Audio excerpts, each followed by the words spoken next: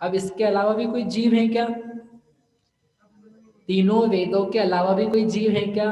हाँ, और भी जीव हैं। कौन से जीव है भैया? नपुंसक तो आ गए, दोनों ही ले लिया तुमने, और क्या बच गया? वे जीव हैं जिन्हें ना स्त्री चाहिए, ना पुरुष चाहिए, ना नपुंसक चाहिए, कुछ भी नहीं चाहिए। उनको बोलते हैं अपगत वेदी जीव, जिनके वेद का अपगत पना हो चुका है, दूर हो चुके हैं जिससे, वे जीव हैं। उनके लिए गाथा दी है 276 को पढ़ते हैं। तिणकार सिट्ट पागज्ञे सरिस परिणाम वेदनम मुक्ता अवगय वेदा जीवा सग संभवनंत वर सुखा। इतनी बढ़िया गाथा है।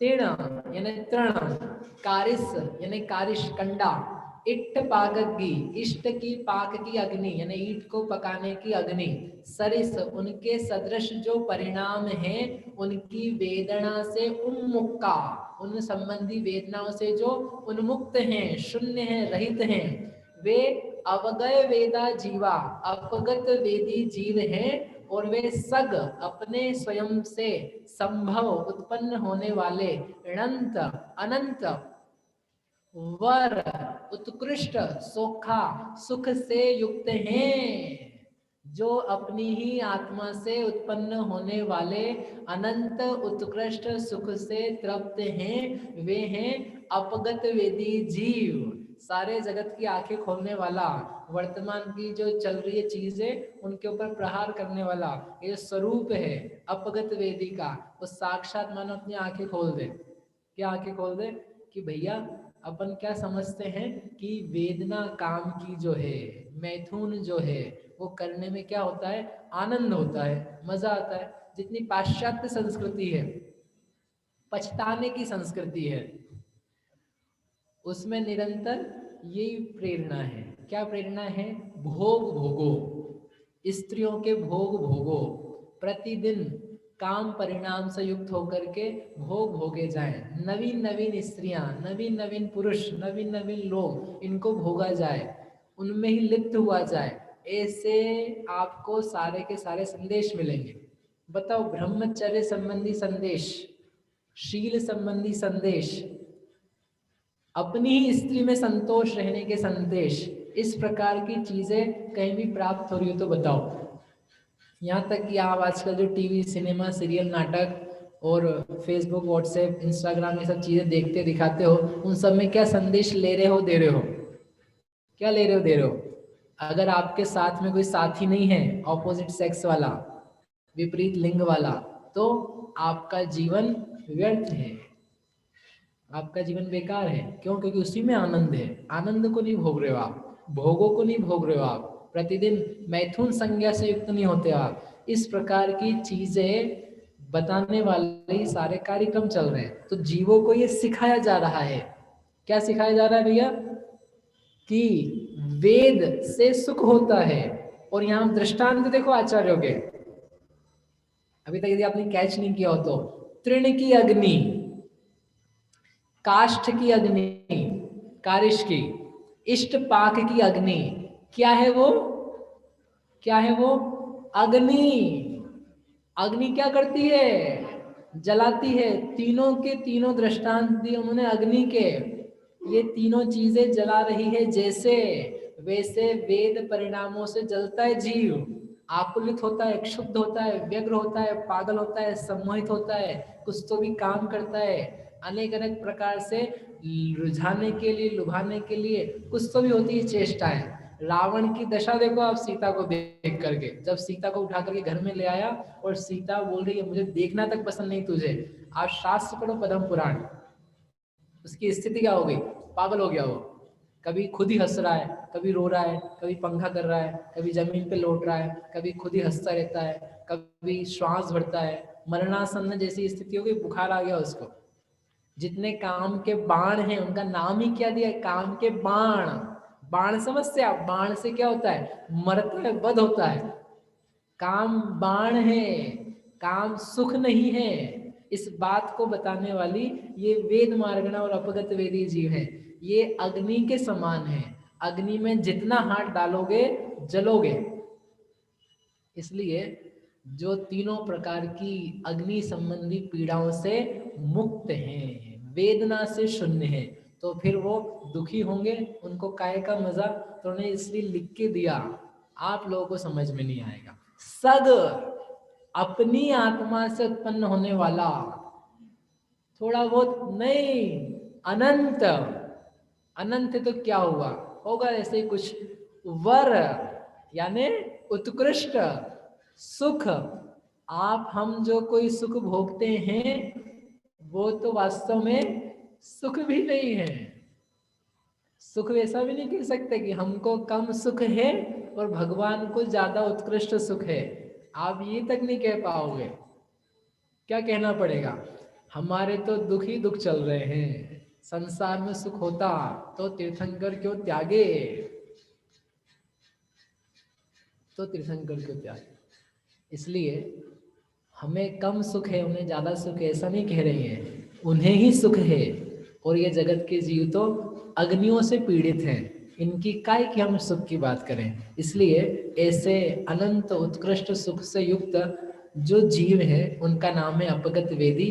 कौन है वे जीव, वे क्या सिद्ध भगवान है, सिद्ध भगवान तो है ही, उसके अलावा 9वें गुणस्थान का प्रथम भाग व्यतीत होता है, वहां से वेद कषाय के उदय समाप्त हो जाते हैं, वहां से लेकर के जीव को कहा जाता है अपगत वेदी। 9वें गुणस्थान का दूसरा भाग से पूरा गुणस्थान 10वां 11वां 12वां 13वां 14वां और सिद्ध, ये सारे के सारे जीव अपगत वेदी हैं। आपको बैठ करके शांति से 10 मिनट की सामयिक तो करनी होगी कि कैसी वह परिणति होती है जिसमें वेद के रंच मात्र भी अंश नहीं पाए जाते हैं, जिसमें अपने आप सहज शांति है, किसी का भी आकर्षण पैदा नहीं हो रहा है, स्वतः सुखी निराकुल अतीन्द्रिय आत्मा में लीन, वो किस प्रकार की दशा होती है। ऐसा जान करके अपने को उनके प्रति बहुमान तो पैदा होते ही है, अपनी जो वर्तमान स्थिति है उससे भिन्न होने का ही भाव आता है, और ये भी दिखाई देता है कि एक मार्ग है जिस पर चला जा सकता है। अपगत वेदी होना श्रेष्ठ है कि 96,000 होना श्रेष्ठ है।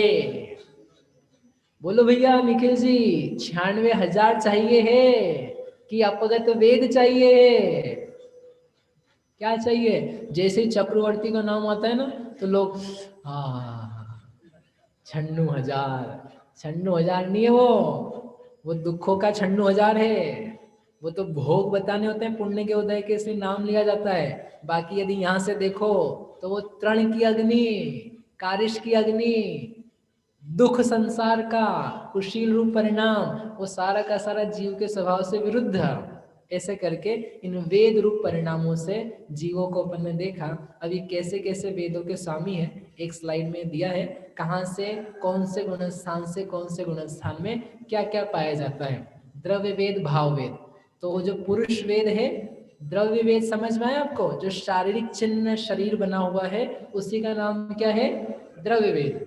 और भाव वेद यानी मोह कर्म के उदय से होने वाला परिणाम, तो वह कहाँ से कहाँ तक पाया जाता है। तीनों ही जो वेद हैं भाव रूप से पहले से 9वें तक पाए जाते हैं। स्त्रियां मोक्ष जाती है कि नहीं, अरे स्त्रियां मोक्ष जाती है कि नहीं, एक के लिए हाँ, दो के लिए ना, बोलो स्त्रियां मोक्ष जाती है कि नहीं, सारी स्त्रियों से पूछना है। ये ऋषभ पंडित जी गड़बड़ कर रहे हैं, 3 उत्तर नहीं चलेगा। स्त्रियां मोक्ष जाती है कि नहीं, एक हाँ, दो ना, दो दो दो दो, दो एक एक, अच्छा दोनों प्रकार के उत्तर आए हैं। चलो मैं वापस आपको दूसरा प्रश्न याद दिलाता हूँ। अरिहंत भगवान की इंद्रियां होती है कि नहीं होती है, याद आया प्रश्न।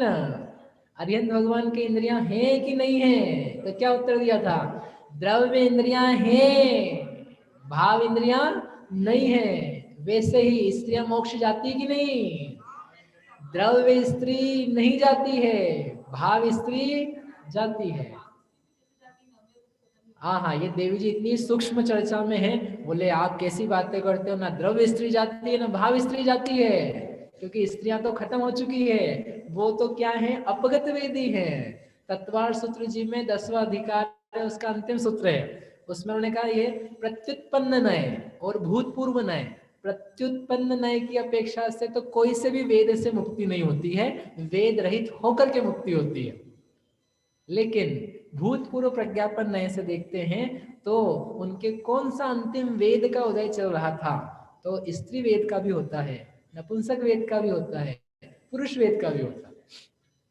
तीनों वेद जो भीतर के हैं उनके होते हुए मुक्ति हो सकती है। लेकिन जो स्त्रीत्व है द्रव्य से, नपुंसकत्व है इस द्रव्य से, उनको पंचम गुणस्थान से ऊपर के जो गुणस्थान है उसकी प्राप्ति कभी भी हो नहीं पाती है। निर्ग्रंथता की स्थिति नहीं बनती है, परिग्रह का त्याग नहीं हो पाता है पूर्ण रूप से, परिणामों की वैसी निर्मलता भी नहीं हो पाती। इसके कारण से वे पंचम गुणस्थान से ऊपर तो नहीं प्राप्त कर सकते द्रव्य नपुंसक और द्रव्य स्त्री, परंतु भाव स्त्री पुरुष नपुंसक पने से श्रेणी पर आरोहण हो सकता है।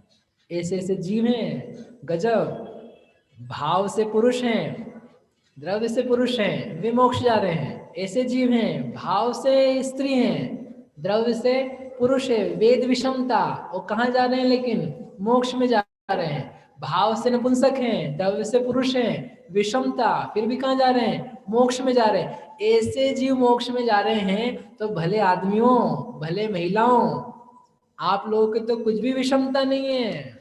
आप लोग क्यों नहीं सम्यक दर्शन ज्ञान चारित्र्य को प्राप्त करो, प्राप्त करके वृद्धिंगत करो, वृद्धि कर कर करके जितना उत्तम भाव आ सकता है उसको प्राप्त करो। यदि वो भी नहीं कर पाए और अपन बस काम भाव में ही लगे रहे, अर्थ काम बस उन्हीं में लीन रहे, तो अपन ने अपने जीवन में मनुष्यत्व का, जैनत्व का, अच्छे सुकुल पने का, भारत देश का, देवशास गुरु का क्या लाभ उठा पाए, कुछ भी लाभ नहीं ले पाए। इसलिए ये जो वेद है ये उत्तम स्थितियां बता रहे हैं। अपगत वेदी, उनके द्रव्य वेद कौन सा है, द्रव्य वेद कहाँ से कहाँ तक होता है, उनके 9 से 14 गुण स्थान तक। अपगत वेदी की अभी शारीरिक स्थिति जो पहले पुरुष वाली थी वो अभी भी बनी हुई है। और भाव वेद क्या है उनके, भाव वेद तो पाया ही नहीं जाता है, भाव वेद का भाव है, इसलिए वो नहीं होता है। अब बताओ स्त्रियां मोक्ष जाती है कि नहीं जाती है, स्त्रियां मोक्ष जाती है कि नहीं जाती है भाव स्त्री जा सकती है, द्रव्य स्त्री नहीं जा सकती है। पुरुष मोक्ष में जाता है कि नहीं जाता है, जाते ही है, इतने तो बेटे पुरुष पुरुषार्थ करने पर भाव पुरुष और द्रव्य पुरुष वो मोक्ष में जाता है। और नपुंसक के साथ भी ऐसी चीज है। ऐसा होने से ही आपको समझ में आ सकता है कि जो हमने नपुंसक और स्त्री के उत्कृष्ट वो उदाहरण दिए अनुभाग के, तो वे भी लोग कम कर कर कर करके सारे ही वेद का अभाव कर लें, इस प्रकार की स्थिति बन सकती है। इस प्रकार से ये वेद मार्गणा में जो स्वरूप था उस स्वरूप यहाँ पर पूरा हुआ।